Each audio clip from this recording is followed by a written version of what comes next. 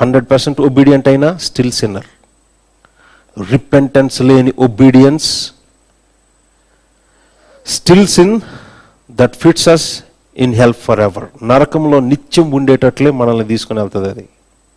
So నరకం నుంచి తప్పించేది obedience కాదు. ఈ మాట అంటే కొంతమంది నన్ను కొడతారేమో, బట్ ఎంఫసిస్ ఇవ్వడానికి చెప్తున్నాను. నరకం నుంచి తప్పించి నిత్య జీవం పరలోకానికి తీసుకుని వెళ్ళేది ఒబీడియన్స్ కాదు, రిపెంటెన్స్. సో వాక్యం చెప్పే చాలామంది వీఆర్ సో సారీ ప్రభువా, మేము ఒబీడియంట్ పీపుల్ని తయారు చేస్తున్నాం, సెల్ఫ్ రైచియస్ పీపుల్ని తయారు చేస్తున్నాం.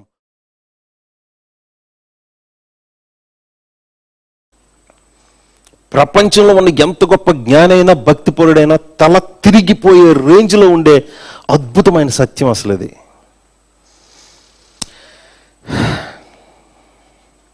అది మనం చూడడానికి ఇక్కడికి వచ్చాం ఇప్పుడు. సో ప్రయత్నించుదాం.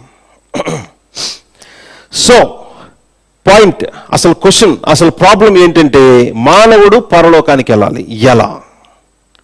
ఎంత అద్భుతమైన సాక్షి జీవితం కలిగి ఉన్న మానవుడు పరలోకానికి వెళ్ళలేడు. ఏదో ఒక టైంకి ఇక్కడే చచ్చిపోవాలి, ఇక్కడే పాతి పెట్టబడాలి. అతగాడి ఆత్మ కూడా కిందకే దిగాలి, పైకి వెళ్ళదు. ఆయన ఆత్మ కూడా కిందకే దిగాలి, పైకి వెళ్ళదు, వెళ్ళే అవకాశం లేదు. నేను ఏ తప్పిదం చేయలేదు, నేను ఎంత పర్ఫెక్ట్ అని ఆయనకి ఎంత కాన్ఫిడెన్స్ ఉందో, ఆ కాన్ఫిడెన్స్ ఈ ఫ్రెండ్స్ వచ్చి మాట్లాడుతున్న ప్రతి పేజీలో కూడా ఉంది. అదే కాన్ఫిడెన్స్. వాళ్ళు ఎన్ని రకాలుగా పరీక్షించుకోమని చెప్తున్నారో, ఎన్ని రకాలుగా ట్రై చేస్తున్నారో, మీరు ఎంత ట్రై చేసినా కానీ ఐఎమ్ ఫుల్లీ కాన్షియస్, నేను ప్రైడ్తో మాట్లాడటం లేదు, నేను క్లియర్ కాన్షియస్తో మాట్లాడుతున్నాను, నాకు తెలిసి నేనే తప్పు చేయలా. ఈ విషయంలో ఆయన ఆర్గ్యుమెంట్ ఎక్కడికి వెళ్ళిపోయిందో ఇదిగోండి, మీరు చదివితే ఈ 37 చాప్టర్స్లో మీకు కనిపించదు. కానీ ఎందుకు? ఆయన మాటే నోటితో మాట్లాడుతున్నాడు, నోటితో మాట్లాడిన మాటలే రికార్డ్ చేశారు. కానీ హార్ట్లో ఏముందో తెలియదు కదా. హార్ట్లో ఏముందో దేవుడు చెప్తున్నారు. చూడండి ఒకసారి ఒక మాట. హార్ట్లో ఏముందో దేవుడు చెప్తున్న ఈ మాట చూసిన తర్వాత ఇంకా ఆర్గ్యుమెంట్ అనవసరం. ఇంతవరకు యోబు గారు ఎంత జాగ్రత్తగా జ్ఞానయుక్తంగా భక్తిపరుల్లా మాట్లాడినా కానీ తన హార్ట్లో ఏముందో దేవుడు చెప్పిన తర్వాత అయ్య బాబోయ్ అని మనమే భయపడతాం, బాధపడతాం. అది చాప్టర్ 40 40వ అధ్యాయం మనం చూస్తున్నాం. వర్స్ 6 నుంచి చదువుదాం, 6వ వచనం నుంచి చదువుదాం. 40వ అధ్యాయం 6వ వచనం నుంచి. ఈ మాటలు దేవుడు చెప్తున్నారు. ఆయన మాటల్లో అబద్ధాలు తప్పులే ఉండవు కదా. ఆయన ఏం చెప్తున్నారో తెలుసా అండి? అప్పుడు యెహోవా సుడిగాలిలో నుండి యోబుతో ఇలాగు ప్రత్యుత్తరం ఇచ్చాను, పౌరుషం తెచ్చుకొని నీ నడుం కట్టుకో, నేను నీకు ప్రశ్న వేస్తున్నాను, నువ్వు నాకు ఇప్పుడు ఆన్సర్ ఇచ్చేయి. ప్రశ్న 1 కాదు 2 అడిగారు. 8వ వచనం, నీవు నా న్యాయమును బొత్తిగా కొట్టివేసేదవా? అరే, ఈయన ఎప్పుడు కొట్టేశాడు దేవుడి యొక్క న్యాయాన్ని? చూస్తున్నారా అన్నయ్యలు, అక్కలు, మీరందరూ? నీవు నా న్యాయాన్ని బొత్తిగా అంటే కంప్లీట్లీ కొట్టేస్తావా? ఎప్పుడు కొట్టేశాడు? ఎప్పుడు కొట్టాడా? ఆ తర్వాత క్వశ్చన్ చూడండి. నిర్దోషివని నీవు తీర్పు పొందుటకై నా మీద అపరాధము మోపుదువా? అయ్య బాబోయ్, అసలు ఏమక్కడ ఉంది? చూస్తున్నారు మీరు? ఇప్పుడు ఎవరండి తప్పు చేశారు? ఎవరు అపరాధం చేశారు? అపరాధం అంటే ఇన్ అదర్ వర్డ్స్ పాపం. ఎవరు పాపం చేశారని ఎవరు అంటున్నారు? ఎవరితో? ఎలా ఎక్కడ అన్నాడు యోబు? ఎక్కడ అనలేదని మీరు చూడొచ్చు. అవును, నోటితో ఎక్కడ అనలేదు, బట్ తన హృదయంలో ఏముందో దేవుడే వచ్చి మాట్లాడుతున్నారు. ఆయన అబద్ధం ఆడలేడు. ఈ మాట ఆయన చెప్పేసరికి ఈయన కూడా నువ్వు చిచిచి నేను అలా అనుకోలేదే, నేను ఎప్పుడన్నా మాట నేను హృదయంలో కూడా అనుకోలేదే, నేను అనాలా? ఈయన అనలేదు, అడ్మిట్ అవుతున్నాడు, తల దించాడు. ఎందుకంటే ఈయన హార్ట్లో ఉన్న ఫీలింగ్ అదే. ఈయన హార్ట్లో బయటకైతే చాలా జాగ్రత్తగా తెలివిగా మాట్లాడుతున్నాడు, కానీ లోపల ఈయన హృదయంలో ఉన్నది ఏంటో తెలుసా? తప్పు చేస్తే దేవుడు చేయాలి కానీ నేను చేయను అన్నాడు. అరే, ఏమనుకోలే అంత ప్రైడ్ని? ఆ కాన్ఫిడెన్స్ అనరు, దాన్ని సిన్ అంటారు. ఇక్కడున్న వాళ్ళు చేసిన పాపాలన్నిటికంటే పెద్ద పాపం ఇగో ఈయన చేశాడు. ప్రైడు, సెల్ఫ్ రైచియస్నెస్ అవన్నీ ఉన్నాయి, బట్ అవన్నీ పక్కకి వెళ్ళిపోతాయి ఇక్కడున్న పాపంతో పోలిస్తే. నువ్వు మంచోడు అని చెప్పుకోవడానికి నేను సిన్నర్ నన్ను ప్రూవ్ చేయడానికి చూస్తావా అన్నాడు దేవుడు. ఆ మాట కావాలి చూసుకోండి. నిర్దోషమని నీవు తీర్పు పొందుటకై నా మీద అపరాధం మోపుతావా? అయ్యో బాబోయ్, ఎవరి మీద ఎవరు అపరాధం మోపుతున్నారు? అపరాధం అంటే ఏంటి మీకు అర్థమవుతుందా? నేను లిమిట్ దాటేనా? నాదా ట్రెస్పాసింగ్? దేవునికి ట్రెస్పాసింగ్ ఉంటాయి, ఆయన లిమిట్స్ ఉంటాయా? ఏం చేసినా చెల్లుద్ది. ఇదిగో ఇక్కడున్న వాళ్ళు ఎన్ని రకాలైన పాపాలైనా చేయొచ్చు, కానీ ఇక్కడున్న ఈ స్థాయి పాపం మాత్రం ఎవరూ చేయం. దేవుణ్ణే పాపి అని అనడం, నువ్వే పాపం చేసావని అనడం. ఇదిగో నేనైతే అనుకుంటుంటా, భూమి మీద ఉన్న వాళ్ళందరికంటే నేనే ఘోరమైన పాపినని నేను అనుకుంటుంటా, నమ్ముతుంటా. నిజమే, ప్రభు కూడా చెప్పాను. బట్ ఇలాంటిది నేను ఎప్పుడు చేయలేదు అనుకుంటున్నా. నా కాన్షియస్తో చెప్తున్నాను. ఇక్కడున్న మీకందరికి కూడా అదే నిజం. నిజాయితీగా మీరు ఒప్పుకుంటే, ఏం ఒప్పుకుంటే నిజాయితీగా, భూమి మీద ఉన్న వాళ్ళందరికంటే మీరే మోస్ట్ వికెడ్ అని మీకు అర్థం కావాలి. అది మీరు ఒప్పుకోవాలి. బట్ మీరు కూడా మీ జీవితకాలంలో ఎలాంటి పాపం చేయరు. ఎలాంటి పాపం ఎవరు చేస్తారో తెలుసండి? ఇలాంటి పాపం మనం చేయాలంటే అవకాశం ఎప్పుడు ఉంటుంది? మన దగ్గర ఏ తప్పు లేనప్పుడు ఉంటుంది. మన దగ్గర తప్పు ఉందని మనకి తెలిసిన తర్వాత ఈ పాపం మనం ఎలా చేయగలం? But you know it's very rare case. అసలు ఎంత rarest of the rarest case అంటే, తన జీవితంలో ఎలాంటి తప్పు లేదని ఆయనకి బాగా తెలుసు కాబట్టి, నేనైతే నాకు తెలిసి తప్పు చేయలేదు, తెలియకుండా కూడా తప్పు చేయలేదు, అయినా నాకు ఇలా జరుగుతుందంటే దేవుడే తప్పు చేస్తున్నట్టు అని కాన్ఫిడెన్స్.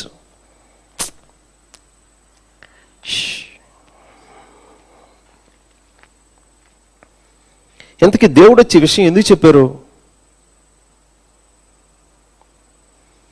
ఒకవేళ దేవుడు కానీ యోబు గారిని ప్రేమించకపోతే అసలు డిస్కషనే ఉండదు వాళ్ళిద్దరి మధ్యన.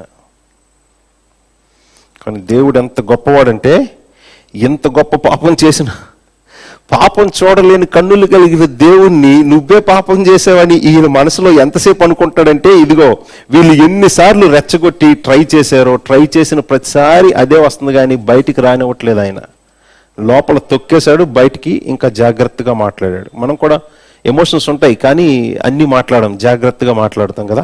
అంత జాగ్రత్తగా మాట్లాడినప్పటికీ ఈయన ముందు తప్పించుకోలేడుగా. ఈ మాట చెప్పేసరికి తర్వాత ఇంకా మీకు చాలా గొప్ప విషయాలు ఉన్నాయి, నేను చెప్పలేను. కానీ దాదాపు 200 ప్రశ్నలు అడుగుతారండి గాడ్. దేవుడు యోబు గారికి 200 ప్రశ్నలు అడుగుతారు. ఈ ప్రశ్నలన్నీ చూసిన తర్వాత మరి నేను మంచి టీచర్స్ యొక్క మెసేజ్లు విన్నాను, కానీ ఆ ప్రశ్నలన్నీ దేవుడు ఎందుకు అడిగారో ఎందుకో ఏ అన్నయ్య చెప్పలేదు. చెప్తే బాగుండేది, నేను మరికొన్ని ఎక్కువ విషయాలు నేర్చుకునేవాడిని. అవునండి, కొన్ని ఎగ్జాంపుల్, కొన్ని ప్రశ్నలు చదువుతాను. ఆ పక్కన ఉన్న పేజీ చూడండి. 18వ వచనం 41వ అధ్యాయం 41 మొదటి నుంచి చదువుదాం. 41వ అధ్యాయం మొదటి వచనం నుంచి. నీవు మకరమును గాలముతో బయటికి లాగ్గలవా? దాని నాలుకకు తాడు వేసి లాగ్గలవా? నీవు దాని ముక్కు గుండా సూత్రం వేయగలవా? దాని దవడకు గాలం ఎక్కించగలవా? అది నీతో విన్నపములు చేయునా? మృదువైన మాటలు నీతో పలుకునా? నీవు శాశ్వతముగా దానిని దాసునిగా చేసుకునేటట్లు అది నీతో నిబంధన చేస్తుందా? నీవు ఒక పెట్టతో మాట్లాడినట్లు దానితో మాట్లాడగలవా? నీ కన్యకులు ఆడుకుంటే దాన్ని కట్టివేస్తావా? అయ్యో, ఏంది అసలు ప్రశ్నలు? ఏంది ఈ ప్రశ్నలు? ఎవరైనా అడుగుతారా అసలు? ప్రపంచంలో ఎవరికైనా అడుగుతారా అసలు? అంటే ఎలాంటి ప్రశ్న అంటే, రేపు సూర్యుడు ఉదయించకుండా ఆపగలవా? ఇలాంటి ప్రశ్నలు అన్నమాట.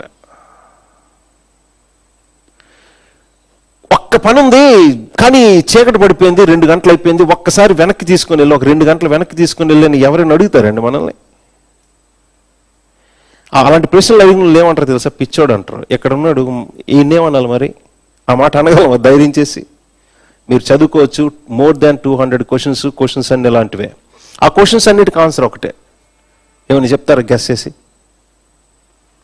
నువ్వు ఇది చేయగలవా అని దేవుడు అడుగుతున్న అన్ని క్వశ్చన్స్కి ఆన్సర్ ఒక్కటే. నేను చేయలేను, బట్ ఎవరు చేయగలరు? ఆ సెకండ్ ఆన్సర్. ఒకవేళ సెకండ్ క్వశ్చన్ ఎలా అడిగితే ఎవరు చేయగలరు? దేవుడు మాత్రమే చేయగలిగే విషయాలని ఈయన ఎందుకు అడుగుతున్నాడు అసలు ఈయనకి? దీన్ని బట్టి 200+ దేవుడు అడిగిన క్వశ్చన్స్లో యోబు గారి దగ్గర ఇంకొక పెద్ద ప్రాబ్లంని దేవుడు ఎక్స్పోజ్ చేశారు. ఏంటంటే, ఆయన దేవుడు అని ఫీలింగ్ ఆయనకుంది. ఇది నేను చెప్తున్న కంక్లూజను. మరి మీరు ఏమైనా బుక్స్లో స్టడీ చేస్తే you can come up with, I will change it. మీరు చదివిన తర్వాత మాట్లాడండి. దేవుడు ఆయనకి ప్రత్యక్షమై ఆయనతో మాట్లాడుతున్న మాటల్లో ఆయన అడుగుతున్న ప్రతి క్వశ్చన్కి ఆన్సర్ ఏంటంటే, ఈయన దగ్గర నుంచి ఆబ్వియస్గా రావాల్సిన ఆన్సర్ నా వల్ల కాదు, నో. ఇదిగోండి ఇంకో విచిత్రం ఏంటి తెలుసా, ఈయన నో అని కూడా చెప్పక్కర్లేదు, ఆల్రెడీ నోటి మీద చెయ్యేసుకున్నాడు. పైన ఉన్న అదే మాట నేను చదవలేదు, మరి 5వ వచనం, 4-5 వచనాలు, అదే పైన 40వ అధ్యాయం 4-5 వచనాలు.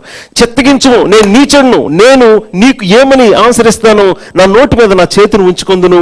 ఒకమారు మాట్లాడాను, నేను మరలా నోరెత్తను. 2 సార్లు మాట్లాడాను, ఇంకా పలకను. 3 సార్లు చెప్పాడు నేను నోరు మూసుకుంటానని. ఇంకా ఆన్సర్ ఏం చెప్తాడు? దేవుడు అడిగిన క్వశ్చన్కి నో అనే ఆన్సర్ చెప్పడానికి కూడా రైట్ లేదు, అక్కడ ఉన్న దేవుడు కాబట్టి. ఈయన దేవుడు మాత్రమే దేవునికి మాత్రమే ఉండే ఎబిలిటీస్, కేవలం ఎబిలిటీస్కి సంబంధించిన క్వశ్చన్స్ లేవండి, నాలెడ్జ్కి సంబంధించిన క్వశ్చన్స్ కూడా ఉన్నాయంటే ఈయన ప్రైడ్ ఏంటో తెలుసా అండి? నాలెడ్జ్ విషయంలో కూడా ఈయనకి ప్రైడ్ ఉంది. దేవుడు అడిగే 200 క్వశ్చన్స్కి సింపుల్గా క్లాసిఫికేషన్ తీస్తే 2 అవుట్లైన్స్ వస్తాయి, 2 సబ్ హెడ్డింగ్స్ వస్తాయి. అందులో మొదటిది నాలెడ్జ్కి సంబంధించిన క్వశ్చన్స్. నీకు అది తెలుసా అని అడుగుతాడు, చాలా క్వశ్చన్స్ ప్రభు అడుగుతారు. నువ్వు ఇది చేయగలవా అని చాలా క్వశ్చన్స్ అడుగుతారు. ఈ 2 క్వశ్చన్స్లో మొదటిది నాలెడ్జ్కి సంబంధించిన క్వశ్చన్స్, రెండవది ఎబిలిటీ, అంటే ఒక పని చేయడానికి నీ చేతన వద్దా, నీకు అంత శక్తి ఉందా అని ఎబిలిటీకి సంబంధించిన క్వశ్చన్స్. ఈ 2 క్వశ్చన్స్కి ఆన్సర్స్ దేవునికి మాత్రమే తెలిసిన విషయాలు అవి, దేవుడు మాత్రమే చేయగలిగే విషయాలు అవి. ఇలాంటి 2 క్వశ్చన్స్ దేవుడు ఆయనకు అడిగారంటే అర్థం ఏంటో వెరీ సింపుల్గా మనం అర్థం చేసుకోవచ్చు.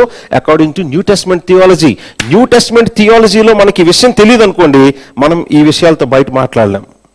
ఇప్పుడు మనం కూడా మాట్లాడడానికి మనకి హక్కు లేదు. ఎందుకు? న్యూ టెస్ట్మెంట్ థియాలజీలో మనకు మాట తెలుసు, అదేంటంటే దేవుడు ఎవరితోనైనా మాట్లాడితే బయటకు వచ్చే మాటల గురించి కాదు, లోపల ఉన్న దాని గురించి మాట్లాడతాడు. నికోదేము దగ్గర మనం అదే చూసాం. కాబట్టి ఇక్కడ ఈ వ్యక్తితో దేవుడు మాట్లాడుతున్న సందర్భంలో కూడా ఆయనేం మాట్లాడుతున్నాడు, ఈయనేం ప్రశ్నలు వేస్తున్నాడు. ఒకవేళ మనకి ఈ విషయం థియలాజికల్గా ఈ ట్రూత్, ఈ ప్రిన్సిపల్ తెలియకుండా ఈ ప్యాసేజెస్ చదివామనుకోండి, ఏది 37వ అధ్యాయం నుంచి 38 నుంచి చివరి వరకు చదివామనుకోండి, దేవుడు యోబు గారికి అడుగుతున్న క్వశ్చన్స్ అన్ని మనం ఒకసారి లాజికల్గా ఒక కామన్ పర్సన్లో, థర్డ్ పర్సన్లో పక్క నుండి వింటున్నాం అనుకోండి, పిచ్చిక మీద బ్రహ్మాస్త్రం వేసినట్టు ఈయన్ని పట్టుకొని ఆ ప్రశ్నలు ఏంటి? ఇప్పుడు దేవునికి ఏమైంది? ఎక్కడో కోపం, వాళ్ళ ఇంట్లో వాళ్ళ ఆవిడ ఏమైనా చేసింది కావాలా, ఆ కోపం తెచ్చి యోబు మీదగా చూపిస్తున్నాడు అనుకుంటాం మనం, దేవుడు ఎవరో తెలియపోతే. మనం ఏమనుకుంటాం తెలుసా? ఇంకా క్లియర్గా ఆయన చాలా దుఃఖంలో ఉన్నాడు, చాలా బాధలో ఉన్నాడు, రోగంతో ఉన్నాడు, ఫ్యామిలీ అంతా కోల్పోయాడు. అంత దుఃఖంలో ఉన్న వ్యక్తి దగ్గరికి వచ్చి నువ్వు సూర్యుడిని వెలుగు తేగలవా, ఇంకదేదో చేయగలవా, నీకు అది తెలుసా, సూర్యుడు ఎక్కడి నుంచి వస్తాడో తెలుసా, వెలుగు యొక్క నిధి ఎక్కడుందో నీకు తెలుసా, జలరాశులు ఎంత బరువు ఉంటాయో నీకు తెలుసా, మొత్తం వాటర్ యొక్క క్వాంటిటీ నువ్వు చెప్పు. అరే, ఆయన దుఃఖంలో ఉన్నాడు, బాధలో ఉన్నాడు, డెత్ ఇన్ ద ఫ్యామిలీ, ఆయన కూడా చాలా శరీరంలో రోగం కలిగి ఎంతో పెయిన్ భరిస్తూ ఉన్నాడు. అలాంటి వాడిని పట్టుకొని దేవుడు ఇలాంటి క్వశ్చన్లు వేయడం ఎవరికైనా నచ్చుద్దా? Humanly speaking. దేవుడు ఏం పిచ్చాడు కాదు సంబంధం లేకుండా మాట్లాడడానికి. దేవుడు అలాంటి క్వశ్చన్లు వేశారంటే ఆయన గారు హార్ట్లో అలాగే ఫీల్ అయ్యాడు. 2 విషయాల గురించి, తన జ్ఞానం గురించి, తన భక్తి గురించి.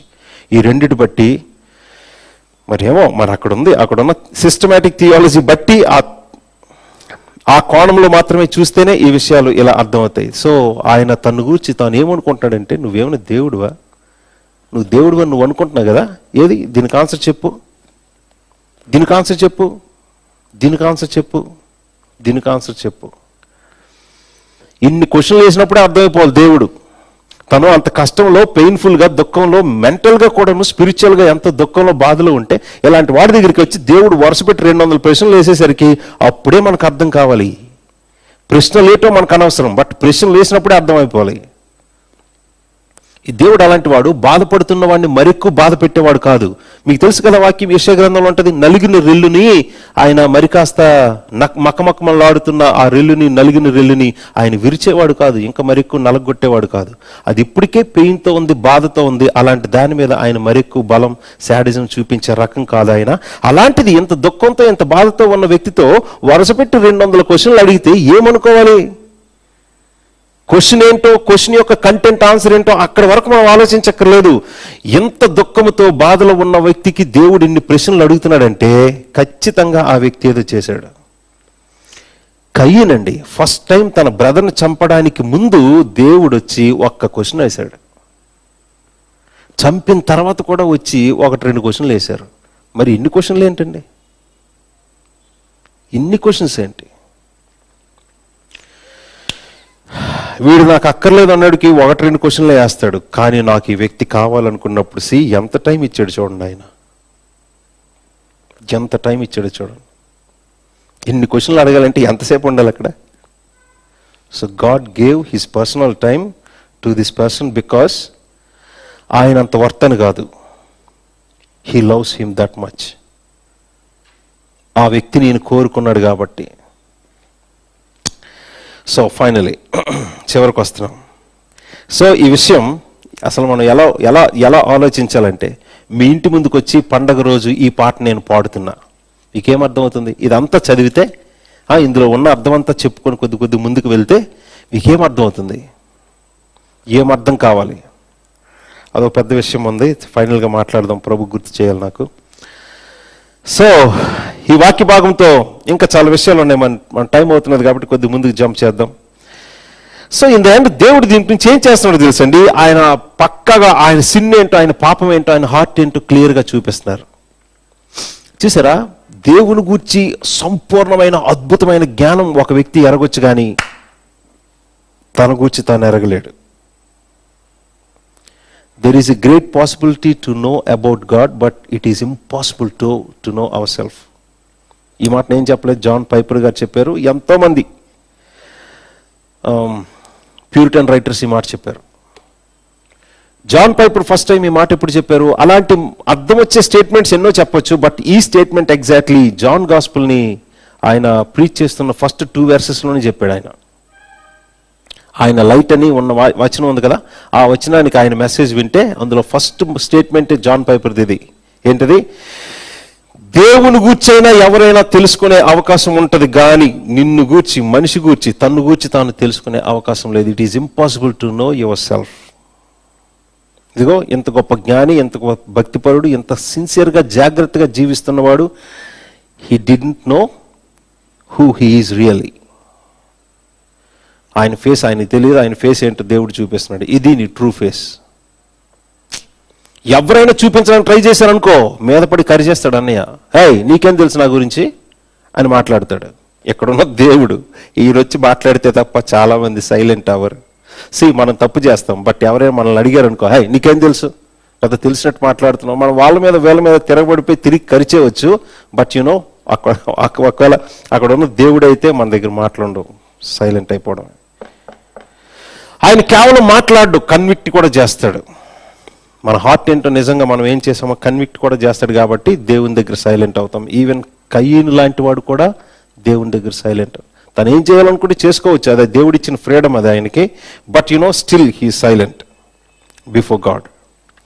సో ఇక్కడ భక్తిపరుడు ఈయన కూడా ముందే సైలెన్స్ చెప్పాడు తన సైలెన్స్ని. సో ఫైనల్లీ ఇంతకీ మరి ఇంత గొప్ప పరిశుద్ధుడు పరలోకానికి ఎక్కిపోతాడంటే ఎక్కిపోడు. ఇప్పుడు మనం ఆయన యొక్క పాపం ప్రాబ్లం చూసాం కాబట్టి, ఎంత పెద్ద ఇష్యూస్ హార్ట్లో ఉన్న తర్వాత, తన లైఫ్లో ఉన్న తర్వాత ఇంకేం పరలోకం ఎక్కిపోతాడు? కానీ మరి ఇన్ని ప్రాబ్లమ్స్ ఉన్న ఫస్ట్ చాప్టర్లో దేవుడు చెప్పిన మాట అబద్ధమా? యోబు యథార్థవర్తనుడు, న్యాయవంతుడు, చెడుతనం విసర్జించిన వాడు, దేవుని యందు భయభక్తులు కలిగిన వాడు, భూమి మీద అలాంటి వాడు లేడు అని దేవుడు చెప్పిన మాట అబద్ధమా? నో, అది తిరిగిలేని నిజం, సత్యం. మరి అలాంటప్పుడు పరలోకానికి ఎందుకు వెళ్ళడు అంటే, ఇదిగో యోబు దగ్గర ఒక్కట్లేదు పరలోకం వెళ్ళడానికి. అది మనం అందరం చూద్దాం. 42nd చాప్టర్ ప్లీజ్, 42వ అధ్యాయం చదువుతున్నాం మనం మొదటి వచనం నుంచి చివరికి వచ్చేసాం ఆల్మోస్ట్. ఓకే, చెప్పుకోవడానికి చాలా ఉన్నాయిలేండి, అవన్నీ దాటి వచ్చేసాం. చాలా గొప్ప విషయాలు ఉన్నాయి, కానీ ఫైనల్ థింగ్ చూడడానికి వచ్చాం మనం. 42వ అధ్యాయం చదువుతున్నాం మనం మొదటి వచనం. అప్పుడు యోబు యెహోవాతో ఇలాగు ప్రత్యుత్తరం ఇచ్చెను, నీవు సమస్త క్రియలను చేయగలవ అనియు, నీవు ఉద్దేశించింది ఏది వేస్ట్ కానేరదనియు నేను ఇప్పుడు తెలుసుకుంటేనే. అరే అరే అరే ఇప్పుడు తెలుసుకోవడం ఏంటి సార్, ఎంతవరకు తెలీదా? 3rd verse చాలా మంది క్వశ్చన్ చేస్తారు 3వ వచనాన్ని. ఆ 3వ వచనం అర్థం కూడా చూద్దాం. జ్ఞానము లేని మాటల చేత ఆలోచనను నిరర్ధకము చేయి వీడెవడు. ఈ 3rd person ఎవరు? అక్కడ ఉన్నది గాడ్ అండ్ జోబ్. వీళ్ళిద్దరి మధ్యన ఇప్పుడు వీడెవడని 3rd person ఎవరు? 3rd person ఇదే మాట ఇంకొకరు మాట్లాడారు ప్రభు. అక్కడ 3rd person వేరు, ఇక్కడ 3rd personగా తన్ను తానే అడ్రస్ చేసుకుంటున్నాడు. ఎందుకంటే తర్వాత స్టేట్మెంట్ ఆయన గూర్చే. చూడండి, కాకపోతే అలాగున వివేచన లేనివాడనైన నేను, చూసారా, వీడెవడు అనే మాట ఆ థర్డ్ పర్సన్ అడ్రస్ చేస్తున్నది తన గూర్చే.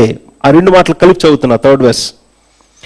జ్ఞానము లేని మాటల చేత ఆలోచనను వేస్ట్ చేసే వీడెవడు, అలాగా నేను వివేచన లేని వాడనైన నేను ఏమీ ఎరుగక నా బుద్ధికి మించిన సంగతులను గూర్చి నేను మాట్లాడితిని.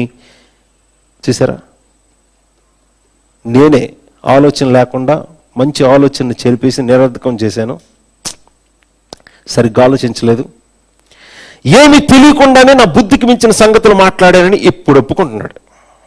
ఆయన ఒప్పుకుంటున్న దాంట్లో రెండు ఒప్పుకున్నాడు. ఏంటంటే, నాకు తెలియదు, నా బుద్ధి ఉంది, కానీ నా బుద్ధికి మించిన విషయాల గురించి నేను మాట్లాడాను.